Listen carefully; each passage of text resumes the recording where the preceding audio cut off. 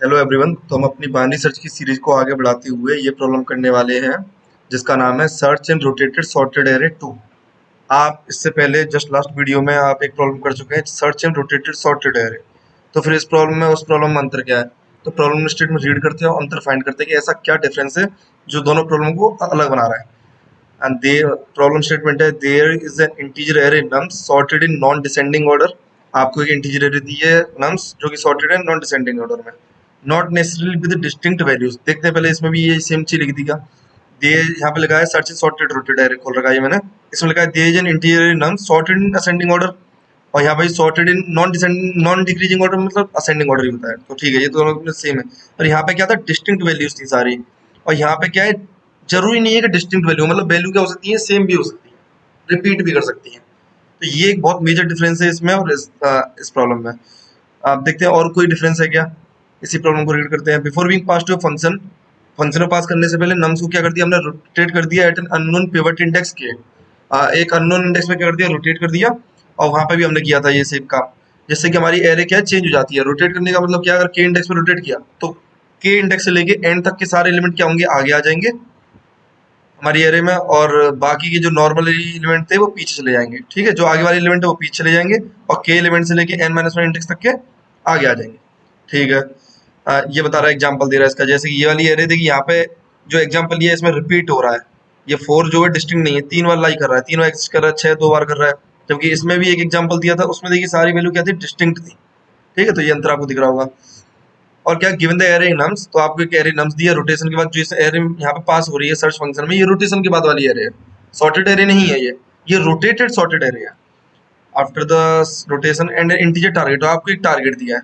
ठीक है, आपको बस ये पता लगाना है कि टारगेट इस नम्स में एग्जिस्ट करता है या नहीं करता। देखिए इस क्वेश्चन में ना हमें वो इंडेक्स पता भी रिटर्न करना था। अगर टारगेट एग्जिस्ट करता है तो इंडेक्स रिटर्न कर दीजिए, और नहीं करता है तो माइनस वन कर दीजिए। यहाँ पर बस इतना सा अंतर आ गया कि अगर एग्जिस्ट करता है तो ट्रू रिटर्न कर दीजिए, अगर नहीं करता है तो फॉल्स रिटर्न कर दीजिए। तो ये वाली चीज तो कोई अलग नहीं है। मतलब अगर आप ये ट्रू फॉल्स रिटर्न करना चाहते हैं तो आपको पहले इंडेक्स ही पता लगाना पड़ेगा ना। मैं एक अनुमान लगाऊंगा इस इंडेक्स में मेरा टारगेट होगा, और चेक करूंगा है कि नहीं है, अगर है तो ट्रू, नहीं है तो फॉल्स। ठीक है। और ये देखिए अंतर एक और है, आप ध्यान से देखिए, एक ये अंतर, ये तो बहुत बड़ा अंतर था। यहाँ पे ना उसने हमसे साफ साफ कहा था कि इसे order of log in time complexity में करो। इससे हमारे दिमाग में आया था कि इसमें क्या लगा दो, बाइनरी सर्च लगा दो। ठीक है। यहाँ वो ये लाइन लिख रहा है कि इसे ऑर्डर ऑफ लॉग इन में करो। वो क्या लिख रहा है, you must decrease the overall operation steps as much as possible. आप जितना ओवरऑल ऑपरेशन को घटा सकते हो उतना घटा दो, पर ये नहीं लिख पा रहा है कि ऑर्डर ऑफ लॉग इन में करो। तो समझते हैं ऐसा क्यों नहीं लिखा है इसने। यहाँ पे ऑर्डर ऑफ लॉग इन लिखा, यहाँ पे भी लिख सकता था। और ये ऑर्डर ऑफ लॉग इन होता ही तो फिर इस और इस प्रॉब्लम में अंतर क्या होता। एक चीज बताइए, सिर्फ इस लाइन की वजह से डिस्टिंक्ट नहीं है, इसकी वजह से क्या मतलब कोड पे बदलाव आ रहा है कुछ, हम ये देखते हैं जरा, समझते हैं इस चीज को। तो एक एग्जांपल ले लेते हैं इसी एरे का, रोटेटेड सॉर्टेड एरे का। ये एक एग्जांपल ले लेते हैं, ठीक है। 2560012। तो आपकी नम्स एरे दी है, नम्स एरे 2560012। एक चीज और इससे पहले डिस्कस कर लेते हैं जो मैंने लास्ट वीडियो में डिस्कस की थी, एक बार देख लेते हैं। कि देखिए अगर मान लीजिए आपकी एरे सॉर्टेड होती बिल्कुल पूरी तरीके से, इसमें कोई रोटेटेड रोटेटेड ये सब नहीं किया होता, अगर एरे सॉर्टेड होती तो अगर आपसे टारगेट पूछता तो क्या आपके लिए कोई बड़ी बात होती। आप ये प्रॉब्लम कई बार कर चुके हैं। देखिए आप पीछे से वीडियो देखिए, आपने सेकंड या थर्ड वीडियो थी उसमें भी सिमिलर प्रॉब्लम थी इस तरह की, और लास्ट वीडियो में हम कर ही चुके हैं। तो अगर आपको किसी सॉर्टेड एरे में टारगेट फाइंड करना होता है तो आप कर सकते हैं। देखिए हम हर एक वीडियो में क्या कर रहे हैं, अपनी एक टेम्पलेट फॉलो कर रहे हैं, तो इस वीडियो में भी उसी को करेंगे। तो टेम्पलेट को मैं यहाँ पे लिख देता हूँ, और प्रीरिक्विजिट जो इस वीडियो की है वो है वीडियो नंबर 1। आप वो देख लीजिए, आपको जो मैं बोलूंगा आगे वो सब समझ में आएगा, टेम्पलेट या फिर जो पैटर्न वाली बातें बोलूंगा वो सब समझ में आएगी। तो इसकी प्रीरिक्विजिट है वीडियो 1, ये जरूर देखनी चाहिए। ये देख लेंगे तो आपको सारी वीडियो आ जाएंगी बाइनरी सर्च की, किसी भी पॉइंट से आप शुरू कर सकते हैं। तो देखिए टेम्पलेट में क्या होता है, हम पहले रेंज डिफाइन करते हैं कि हमारा बेसिकली आंसर किस रेंज में लाई कर रहा होगा। तो यहाँ पे रेंज क्या है, अगर इसे एरे में निकाल रहा हूँ, मैं टारगेट सर्च कर रहा हूँ, तो रेंज क्या होगी, एल इक्वल टू 0 से आर इक्वल टू n-1। ये जीरो इंडेक्स है, 0 1 2 3 4 5 6। तो जीरो इंडेक्स से लेके n-1 इंडेक्स के बीच में तो आंसर होगा, वरना नहीं होगा इनके बीच में। नहीं तो एर भी तो सर्च करना है, while L less than R, ये टेम्पलेट का पार्ट होता है। ये चेंज होती है आपकी, ये चीज क्या होती है, चेंज होती है प्रॉब्लम के हिसाब से। ये चीज कभी चेंज नहीं होगी इस टेम्पलेट में। और इंट मिड निकालते हैं, mid equal to L plus R divide by two. ठीक है, ये चीज कभी चेंज नहीं होगी। ये क्या बताता है कि हम किस एलिमेंट पर खड़े होकर चेक करने वाले हैं, कि हमें अब हमारा आंसर लेफ्ट में लाई करता है, राइट में लाई करता है, या ये हमारा आंसर है मिड वाला। ये चीज हम किस एलिमेंट पर खड़े कर रहे हैं, तो वो मिड एलिमेंट पर खड़े होकर करते हैं, तो ये चीज भी चेंज नहीं होगी। इफ, फिर यहाँ पे क्या लिखते हैं, हम एक कंडीशन लिखते हैं जिससे हम ये डिसीजन दे पा रहे होते हैं। हम क्या कर रहे होते हैं, देखिए ये टेम्पलेट ना हमारे कुछ पैटर्न की बेस होती है। देखिए हमें जैसे टारगेट हमारा टू, तो हमें टू सर्च करना है, तो मैं कुछ ऐसा पैटर्न बनाना चाहूंगा। अगर टू सर्च करना है मुझे, तो पैटर्न ऐसा बनाना चाहूंगा, ये हम फर्स्ट वीडियो में डिस्कस कर चुके हैं। अगर आप ऐसा पैटर्न बना पा रहे हैं, अगर आप ऐसा पैटर्न बना पा रहे हैं, टू सर्च करना है, तो टू पे क्या होना चाहिए, कंडीशन फॉलो करनी चाहिए। आप ऐसे देखिए वन रिप्रेजेंट करता है कि आप जो कंडीशन लग रहे हैं उसको फॉलो कर रहा है ये नंबर, ये इंडेक्स वाला नंबर जो मिड है ना। वन मतलब कंडीशन फॉलो हो रही है, ठीक है। जीरो मतलब कंडीशन फॉलो नहीं हो रही है।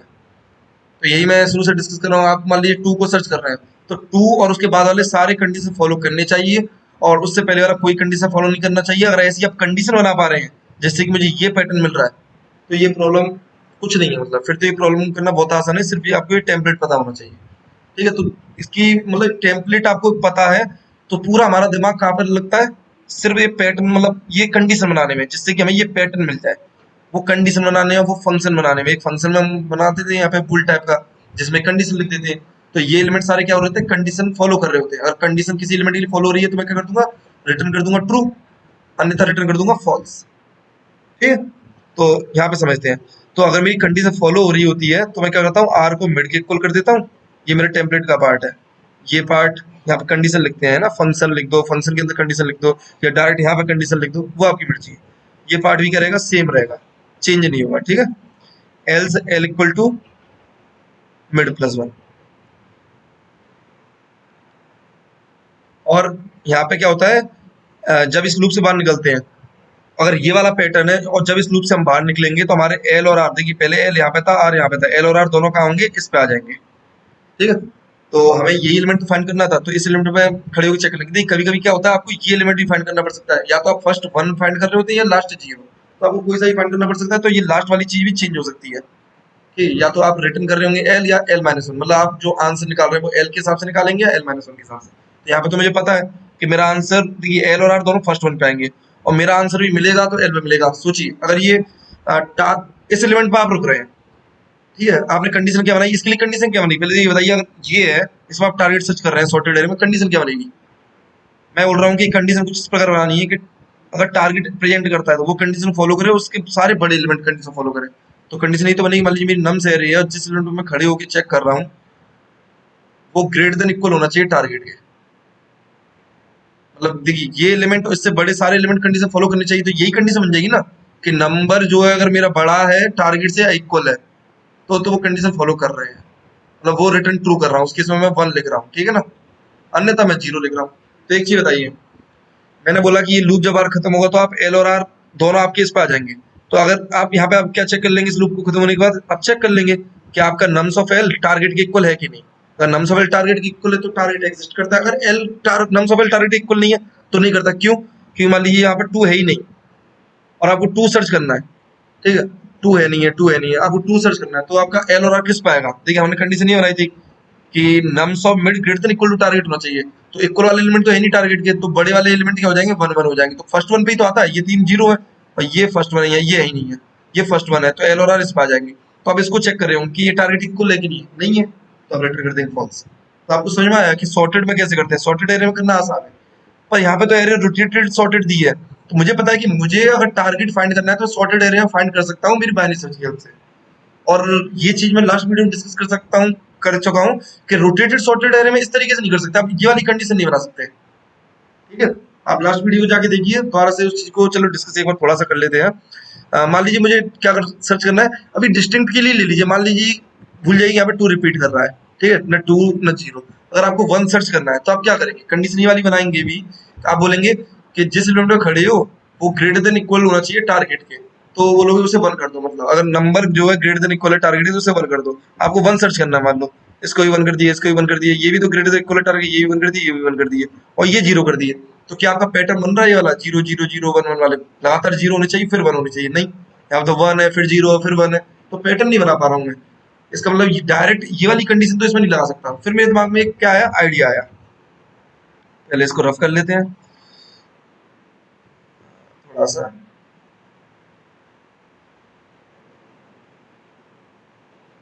ठीक है, यहाँ पे 0 है, 0 0, ठीक है। ये क्या आपका नमसेरे दी है और इसमें रिपीटेड एलिमेंट है, ठीक है। तो आइडिया क्या था, हम जो पिछले वाले में यूज कर रहे थे, वो आइडिया ये था कि लास्ट प्रॉब्लम में यूज कर रहे थे कि ऐसा करो, हमें पता है कि हम रोटेट मतलब सॉर्टेड एरे के लिए तो ये काम कर सकते हैं। तो हमने पाया कि देखिए इसमें भी 2 सॉर्टेड एरे तो है। देखिए हुआ क्या है कि पीछे से कुछ एलिमेंट थे। एक्चुअली सॉर्टेड एरे कैसे होती है, 0 0 1 2 और ये 2 5 6 पीछे होने चाहिए थे, पर एक कोई इंडेक्स ढूंढा, उसके सारे उससे आगे के सारे एलिमेंट आप आगे ले गए। तो देखिए ये जिन एलिमेंट को आप आगे ले गए हैं, ये खुद में तो सॉर्टेड है, और ये वाले पीछे वाले एलिमेंट खुद में सॉर्टेड है, ये एलिमेंट खुद में सॉर्टेड है, और जिनको आप आगे ले गए ये खुद में सॉर्टेड है। तो मुझे 2 सॉर्टेड एरे मिल रही है एक रोटेटेड सॉर्टेड एरे के अंदर। 2 सॉर्टेड एरे मिल रही है कि नहीं मिल रही है। तो अगर इन 2 सॉर्टेड एरे को मैं पता लगा पाया, मान लीजिए मैं अब ये पता लगाने के लिए कैसे करना पड़ेगा, देखिए कहाँ पे अलग हो रही है ये 2 सॉर्टेड एरे, इस इंडेक्स पे हो रही है। देखिए इस इंडेक्स से ये वाली एरे एक है, और इस इंडेक्स से पीछे वाली एरे एक है। ये खुद में सॉर्टेड है, ये सॉर्टेड है। तो अब मेरे को सॉर्टेड एरे मिल गई, फिर तो मैं इस चीज को कर सकता हूँ ना, इस कंडीशन को लगा सकता हूँ। अब मान लीजिए अब मुझे टारगेट सर्च करना है, मेरा मान लीजिए टारगेट क्या है, 3 है या जो भी है। तो मैं टारगेट 3 को सर्च करूंगा, पहले मैं इस एरिया में सर्च कर लूंगा। अगर इस एरिया में नहीं मिलेगा तो मैं ऐसा नहीं बोल दूंगा कि नहीं मिल रहा है मुझे, मैं फिर इस एरिया में सर्च करने आऊंगा। इस एरिया में भी नहीं मिला तो मैं कह दूंगा कि भाई रिटर्न कर दो फॉल्स, मुझे मिल ही नहीं रहा है। अगर सोचो आपको टारगेट इस एरिया में मिल गया तो आप रिटर्न कर दो ट्रू, इसमें नहीं मिला इसमें मिल गया तो रिटर्न कर दोगे ट्रू। और आपके लिए ढूंढना मुश्किल बात नहीं हो जाएगी, क्योंकि अब आपके पास क्या 2 सॉर्टेड एरे हैं। और ये प्राप्त करने के लिए आपको क्या करना पड़ेगा, ये इंडेक्स पता लगाना पड़ेगा, ये कहाँ पे सेपरेट हो रही है एरे। देखिए ये 2 हिस्सों में बट रही है। अच्छा देखिए बाइनरी सर्च की हिंट क्या होती है, कुछ कुछ बाइनरी सर्च में क्या कर रहे होते हैं, हम एक पर्टिकुलर नंबर पे पहुंच रहे होते हैं, एक नंबर इंडेक्स ये पता लगा रहे होते हैं, ठीक है। और हम पैटर्न बनाने की कोशिश करते हैं, ये वाला 0 0 0 0 1 1 1 या 1 1 1 0, इनमें से कोई पैटर्न। तो क्या ये इंडेक्स में एफिशिएंटली पता लगा सकता हूँ ऐसा कोई पैटर्न बना के। देखिए एक चीज समझिए, यहाँ पे एक बाउंड्री सी आ रही होती है कि बाइनरी सर्च के इस पैटर्न में भी हमारे पास एक बाउंड्री सी होती है।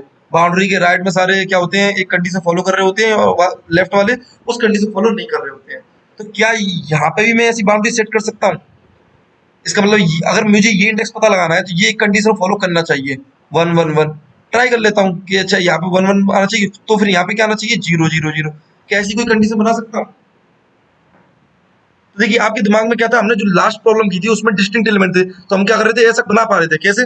क्योंकि देखिए ध्यान से, ये पार्ट पूरा आगे से आया है, आगे से आया मतलब इस पार्ट में सारे एलिमेंट क्या होंगे, लास्ट एलिमेंट से छोटे होंगे, और दूसरे पार्ट में सारे एलिमेंट लास्ट इससे बड़े होंगे लास्ट एलिमेंट से। तो हमारे लिए बहुत आसान था इनको डिस्टिंग करना, कि छोटे एलिमेंट अगर लास्ट की एलिमेंट छोटा है या इक्वल है, उनको तो क्या कर दो 1 मार्क कर दो, ठीक है ना। और बड़े एलिमेंट है उनको 0 मार्क कर दो। तो ऐसा मैं कर लेता था, तो क्या होता था, मैं इस इंडेक्स को पता लगा ले। पर इसमें क्या ये कंडीशन लगा सकता हूँ, अगर मेरे एलिमेंट रिपीट हो रहे हैं, डिस्टिंक्ट नहीं है, तो करके देखते हैं। आप बोल रहे हो कि लास्ट के एलिमेंट अगर इक्वल है या छोटा है तो 1 मार्क कर दो, बाकी को 0 पता कर लो।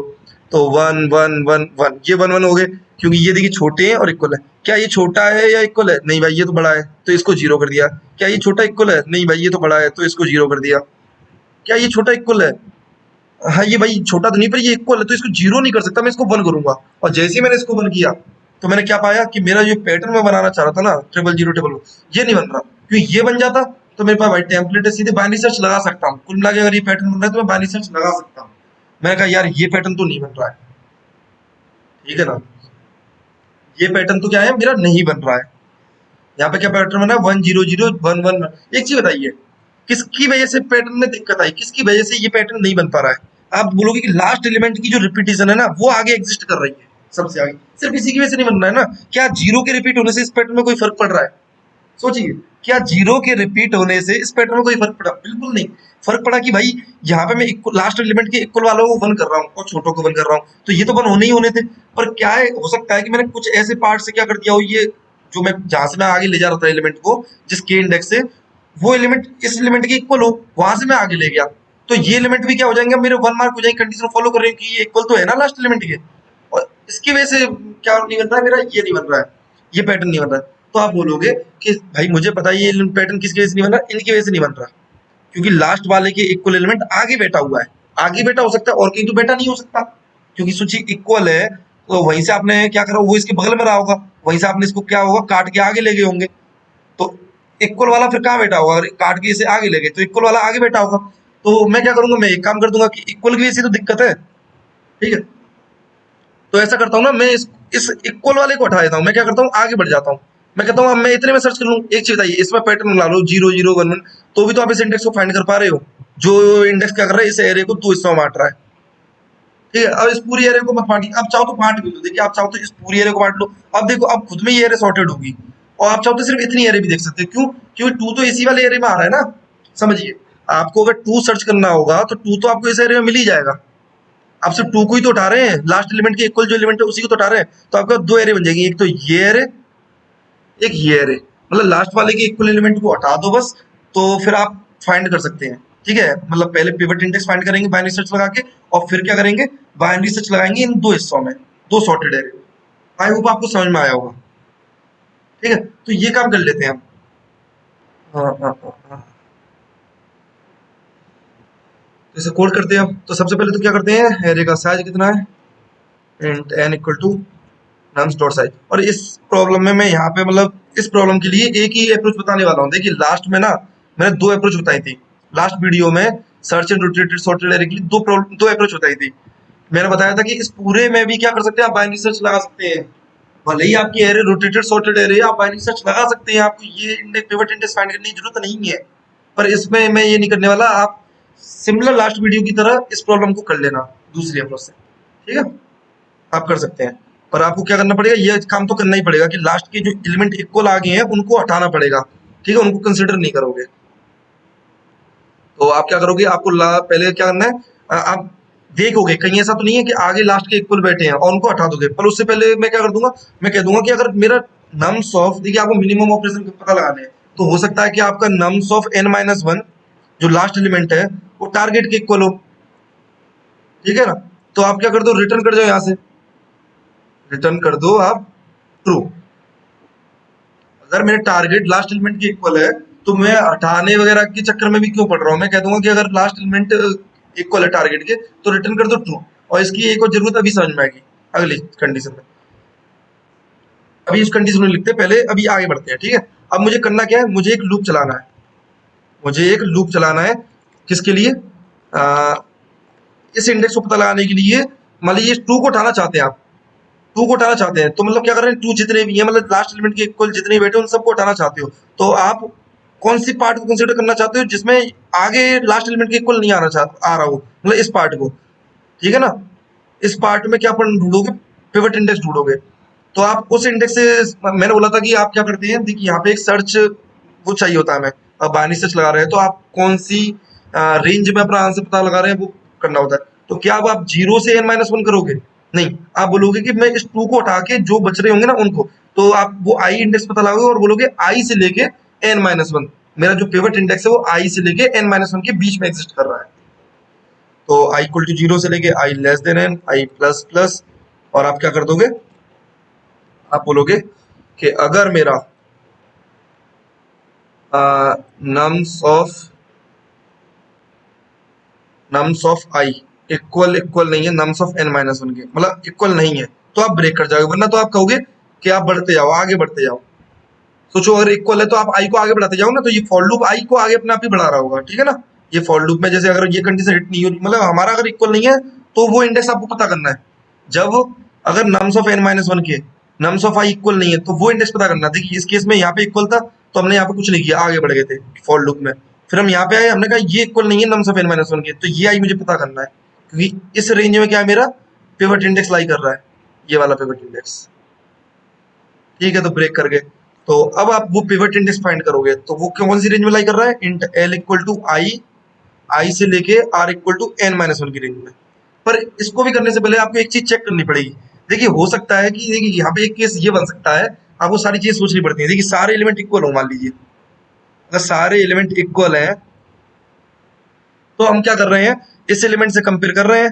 तो हम क्या कर रहे हैं, आई को बढ़ाते जा रहे हैं, आई यहाँ पे था इक्वल है, आई यहाँ पे था इक्वल है, आई यहाँ पे था इक्वल है, आई यहाँ पे था इक्वल है, आई यहाँ पे था इक्वल है। तो आपका आई पहुंच गया एन के बराबर, ठीक है ना। आई मतलब एरे की रेंज सी बार पहुंच गया। और रेंज क्या होती है भाई, आपका पिवट इंडेक्स एरे में ही तो लाई कर रहा होगा, तो आपको एक चीज समझ में आ गई होगी कि अगर आई आपका रेंज से बाहर पहुंच रहा है तो देखिए इसका मतलब ये है कि सारे एलिमेंट इक्वल है। तो या तो यही मेरा टारगेट होगा, सारे एलिमेंट इक्वल है तो इनमें से कोई सा एलिमेंट देख लो ना, n माइनस वन को देख लो, या तो यही मेरा टारगेट होगा, वरना टारगेट एग्जिस्ट ही नहीं कर रहा अगर मेरा आई कहाँ पे पहुंच रहा है, n के इक्वल पहुंच रहा है। तो इसलिए मैंने ऊपर पहले कंडीशन लिख ली थी कि आई अगर n माइनस वन के इक्वल है तो रिटर्न कर दो ट्रू। ठीक है भाई, मेरे को टारगेट मिल गया, मतलब आई सॉरी अगर nums of n minus one मेरा टारगेट इक्वल है तो रिटर्न कर दो ट्रू, मेरे को मेरा टारगेट मिल गया। अगर मैं इस कंडीशन में पहुंच रहा हूँ कि अगर मेरा आई इक्वल इक्वल है n के, इसका मतलब सारे एलिमेंट इक्वल है, और वो मेरा टारगेट भी नहीं है। अगर वो मेरा टारगेट होता, सारे एलिमेंट इक्वल है, तो n माइनस वन भी वो एलिमेंट होता, और वो मेरा अगर टारगेट होता तो मैं रिटर्न कर देता ट्रू यहीं से। तो इसका मतलब ये है कि मेरा टारगेट इसमें एग्जिस्ट ही नहीं करता, तो मैं सीधे यहाँ से क्या कर दूंगा, रिटर्न कर दूंगा फॉल्स। अगर आई n के इक्वल नहीं है तो यहाँ पे आ जाएंगे, मतलब मुझे पिवट इंडेक्स मेरी एरे की रेंज में मिल जाएगा। और उसका ढूंढने का तरीका क्या है, देखिए ये पार्ट सेम रहेगा, while L less than R int mid mid equal to L plus R divide by two. ठीक है, और ये हमारा सेम रहता था। यहाँ पे इस पिवट इंडेक्स को फाइंड कर रहे हैं हम। ठीक है, इसके लिए क्या बना रहे थे, ये पैटर्न बना रहे थे, और इस पैटर्न में हमने कंडीशन क्या देखी थी, 0 0 1 1 वाला पैटर्न बना रहे थे ना, यहाँ से 0 0 1 1 1। कंडीशन ये थी कि जितने भी एलिमेंट लास्ट एलिमेंट के इक्वल हैं या छोटे हैं उनको हम ट्रू कर रहे हैं। वन मार्क करने का मतलब ट्रू कर रहे हैं। ठीक है भाई, तो कंडीशन बना दूंगा, मतलब किसके लिए कंडीशन है, पिवट फाइंड करने के लिए। फाइंड पिवट एक फंक्शन बना लेता हूँ, उसमें क्या पास कर देता हूँ, मिड को, क्योंकि इस एलिमेंट पे मैं खड़े होकर चेक कर रहा हूँ ना कि इसको क्या मार्क करूँ, इसको वन मार्क करूँ या जीरो। क्योंकि इसको वन मार्क कर रहा हूँ तो मुझे पता रहता है कि अगर मैं इसको वन मार्क कर रहा हूँ तो मेरा आंसर लेफ्ट में लाई कर रहा है, तो वो मेरी टेम्पलेट उसी हिसाब से है। ठीक है ना, आर इक्वल टू मिड कर देता हूँ, मतलब मेरा आंसर लेफ्ट में, अगर ये कंडीशन फॉलो हो रही है तो। एल्स मेरा आंसर कहाँ पे है, else L equal to mid plus one कर देता हूँ, आंसर मेरा राइट में। अब इस पिवट में और क्या पास करूंगा, नम्स पास कर दूंगा, एन पास कर दूंगा। एन निकाल दिया कि मैंने निकाल दिया, ठीक है। अब आप यहाँ पे बोलेंगे कि देखिए आपका एल एट दी एंड कहाँ पे आ जाता है, फर्स्ट वन पे आ जाता है। फर्स्ट वन ही आपका क्या था, पिवट इंडेक्स था, तो आप बोलेंगे कि आपका पिवट क्या है, इंट पिवट क्या है आपका, एल में है। पिवट कौन सा इंडेक्स है, एल इंडेक्स। ठीक है ना। अब आपको पिवट पता चल गया तो अब तो आपके लिए बहुत आसान है। कैसे आसान है, देखिए आपके पास अब दो एरे होगी, सॉर्टेड एरे, एक आई से लेकर एल तक, एल माइनस वन तक। पिवट देखिए ध्यान से देखिए, एक तो ये एल से लेके एन माइनस वन तक है, एक आई से लेके देख लो, आई से लेके, ये टू तो हमने हटा दिया था जो आगे टू आ रहे थे, तो आई से लेके एल वो पिवट माइनस वन तक, एक पिवट से लेके कहाँ तक, एन माइनस वन तक, एक आई से लेके पिवट माइनस वन तक। तो मेरे पास दो सॉर्टेड एरे हैं, सॉरी ये एल नहीं पिवट माइनस वन लिख दीजिए, आई से लेके पिवट माइनस वन तक, और दूसरी सॉर्टेड एरे पिवट से लेकर एन माइनस वन तक। मेरा आंसर कहाँ लाई करता होगा, इस इन्हीं में लाई करता होगा, एग्जिस्ट करता होगा। तो कंडीशन तो बना लेते हैं जरा पहले, पिवट फाइंड करने की rule, find pivot, find pivot क्या पास करूंगा, जिस एलिमेंट पे खड़े होकर मैं चेक कर रहा हूँ, vector and nums, vector and temps and nums in 10। ठीक है, तो आप क्या करोगे, आप चेक करोगे कि मैं जिस एलिमेंट पे खड़े, मैं मिड इंडेक्स पे खड़े हुए चेक कर रहा हूँ कि भाई ये मेरा लेस देन इक्वल है कि नहीं नम्स एन माइनस वन की। अगर ये लेस देन इक्वल है नम्स एन माइनस वन की तो मैं इसे क्या मार्क करने वाला हूँ, वन। मतलब मैं क्या रिटर्न करने वाला हूँ, ट्रू। ट्रू मतलब होता है वन। एल्स मैं क्या रिटर्न करने वाला हूँ, फॉल्स। सिंपल। तो आपको मिल गया होगा अपना पिवट इस तरीके से। तो आपको अगर पिवट मिल गया तो अब आपको कुछ नहीं करना है, आपको क्या करना है, अब वो एलिमेंट सर्च करना है। कौन सी रेंज में, एक तो इस रेंज में, तो मैंने बोला रेंज में करना है, और एलिमेंट सर्च करने की क्या टेक्निक थी वो भी हम पहली सर्च से कर रहे थे, जो हमने शुरुआत में डिस्कस किया था। यहाँ पे डिस्कस किया था ना ये चीज कि टारगेट टू है, सॉर्टेड एरे दी होती है, तो कैसे फाइंड करते हैं। तो अगर आपको पता है कि किस रेंज में करना है तो आपको आई से लेके पिवट माइनस वन रेंज में, तो एल को तो सेट कर देंगे आई के इक्वल, क्योंकि रेंज हमारी कहाँ से कहाँ तक होती है, एल से लेके आर तक। तो एल इक्वल हो गया आर के, आई के, और आर हो गया पिवट माइनस वन के। मतलब इस रेंज में फाइंड करो आई से लेके पिवट माइनस वन में। फिर कुछ नहीं है, सेम लूप चला देंगे, while L less than R, ये चेंज नहीं होता, टेम्पलेट का पार्ट है। Int mid equal to L plus R divide by two, ये चीज नहीं होता, टेम्पलेट का पार्ट है। इफ एक कंडीशन बनाएंगे इस चीज को करने के लिए, किस चीज को, कि आपका जो टारगेट है उसके इक्वल एलिमेंट और उससे बड़े सारे एलिमेंट क्या होने चाहिए, वन मार्क होने चाहिए। जैसे हमने यहाँ पे देखा था कि हमारा इस टेम्पलेट के हिसाब से हम फर्स्ट वन पे आते हैं, और फर्स्ट वन हमें वन मार्क करना है, तो इसके बाद के सारे वो क्या करने हैं, वन मार्क करने हैं। इसका मतलब टारगेट वन मार्क करना है, और टारगेट से सारे बड़े एलिमेंट भी वन मार्क करने हैं। तो कंडीशन क्या बनेगी, ये कि जिस एलिमेंट को खड़े होकर चेक कर रहा हूँ अगर वो टारगेट से बड़ा है या इक्वल है तो उसे क्या कर दो, 1 मार्क कर दो। ठीक है, इस पर खड़े हुए चेक कर रहे हैं अगर, तो ये टारगेट से बड़ा है तो 1 मार्क कर दो, इसको भी 1 मार्क कर दो, इसको भी 1, इसको भी 1। तो यहाँ पे कंडीशन बना देंगे किसके लिए, कि मिड पे खड़े होकर चेक करो भाई नम्स और टारगेट, पास कर देंगे इसमें। तो अगर कंडीशन फुलफिल हो रही है, मतलब अगर ये जिस मिड पे मैं चेक कर रहा हूँ ये 1, मतलब इस पे मैं जो पैटर्न में अगर 1 आ रहा है इसमें, तो मैं क्या करूंगा, आर को मिड कर दूंगा, एल को क्या कर दूंगा, मिड प्लस 1 कर दूंगा।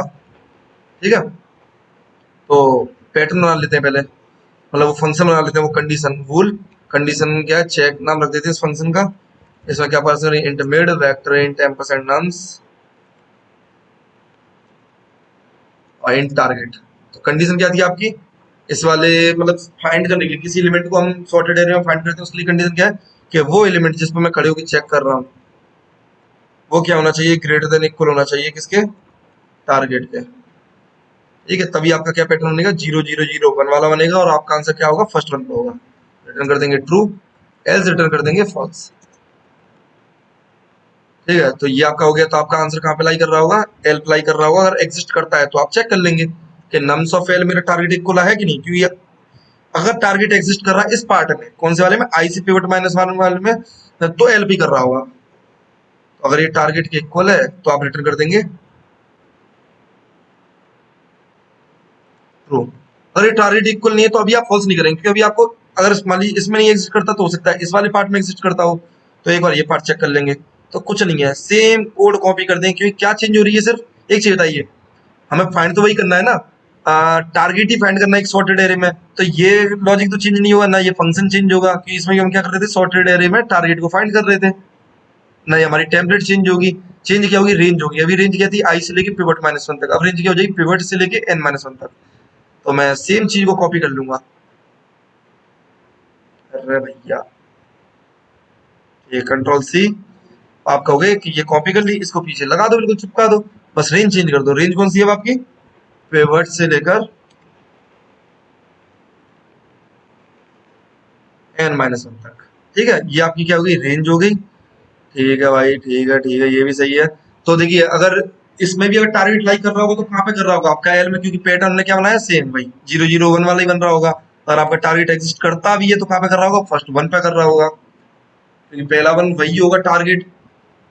सोचिए, अगर मैं बोल रहा हूँ कि टारगेट और उससे बड़े सारे एलिमेंट को क्या कर दीजिए, 1 मार्क कर दीजिए, तो पहले इक्वल वाला एलिमेंट ही एग्जिस्ट करता होगा ना सॉर्टेड एरे में, तो सबसे पहले कौन सा एलिमेंट मार्क हो रहा होगा, टारगेट वाला, अगर एग्जिस्ट करता है तो। ठीक है, तो आपका एल कहाँ पे आता है, फर्स्ट वन पे आता है, तो हम चेक कर लेंगे कि आपका नम से पहले अगर टारगेट इक्वल है तो रिटर्न कर दो ट्रू। और देखिए मेरे पास दो पार्ट थे, मैंने फर्स्ट पार्ट में चेक कर लिया, अगर फर्स्ट पार्ट में भी एग्जिस्ट नहीं कर रहा, सेकंड में भी एग्जिस्ट नहीं कर रहा, तो मैं कह दूंगा भैया एग्जिस्ट ही नहीं कर रहा, रिटर्न कर दो फॉल्स। रन करते हैं इसे।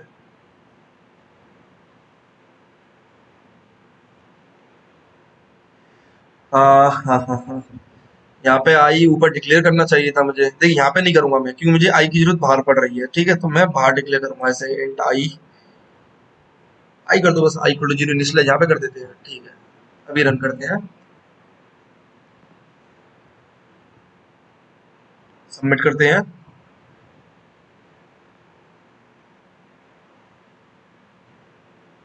ये हमारा एक्सेप्ट हो चुका है। आई होप आपको ये समझ में आया होगा। अब इसके एक बार, हाँ, खत्म करने से पहले एक बार टाइम कॉम्प्लेक्सिटी डिस्कस कर लेते हैं। तो बताइए क्या होगी टाइम कॉम्प्लेक्सिटी। देखिए, कर तो आप क्या रहे हैं, सॉर्टेड एरे है, उनमें देखिए आपने क्या लगाया, एक तो बाइनरी सर्च यहाँ पे लगाया है, एक तो बाइनरी सर्च यहाँ पे लगाया है, तो इसकी कॉम्प्लेक्सिटी कितनी होगी, लॉग एन हो गई। ठीक है ना, एक बाइनरी सर्च आप क्या पे लगा रहे हैं, यहाँ पे लगा रहे हैं, तो इसकी भी कॉम्प्लेक्सिटी कितनी होगी, लॉग एन हो गई। एक बाइनरी सर्च यहाँ पे लगा रहे हैं, बाइनरी सर्च की तो लॉग एन होती है ना, और एन रेंज है, तो हम मान लेते हैं एन रेंज है, तो यहाँ पे भी लॉग एन। तो देखिए log N log N log N 3 log N, मतलब लॉग एन ही होगी कॉम्प्लेक्सिटी। तो आपके हिसाब से लॉग एन होनी चाहिए। ऐसा है नहीं, देखिए आपने ये तीन तो देख ली जहां बाइनरी सर्च लगा रहे हैं, ये लूप नहीं देखा। हो सकता है कि आपके देखिए सारे एलिमेंट इक्वल हो, और सारे एलिमेंट इक्वल है तो हम क्या कर रहे हैं, पूरी एरे को ट्रेवर्स कर चुके हैं ना, तो ये तो ऑर्डर ऑफ एन ले रहा है ना। तो वर्स्ट केस में आपकी टाइम कॉम्प्लेक्सिटी क्या हो सकती है, ऑर्डर ऑफ, कितनी होगी, ऑर्डर ऑफ एन होगी। पर एवरेज टाइम कॉम्प्लेक्सिटी क्या होगी, ऑर्डर ऑफ लॉग एन होगी। वर्स्ट केस में क्या है इसकी time complexity, order of N. भाई अगर डिस्टिंक्ट है तो ये वाली चीज तो हो ही नहीं रही ना, अगर डिस्टिंक्ट एलिमेंट है तो क्या है, ये वाले कंडीशन फॉलो हो रहेंगी, ये सिर्फ ये वाले चल रहे होंगे, वाइल लूप चल रहे होंगे, मतलब बाइनरी सर्च लगा रहे हैं सिर्फ, तो उस केस में क्या है, लॉग एन है। पर वर्स्ट केस में हमारे सारे एलिमेंट इक्वल हो सकते हैं, सारे एलिमेंट इक्वल है तो हमारी टाइम कॉम्प्लेक्सिटी क्या हो रही है, order of N. I hope आपको ये वीडियो समझ में आई होगी। और फर्स्ट अगर आपको कोई भी डाउट आता है, ये जो मैं टेम्पलेट वगैरह डिस्कस कर रहा हूँ, तो फर्स्ट वीडियो जरूर देखें। Thank you.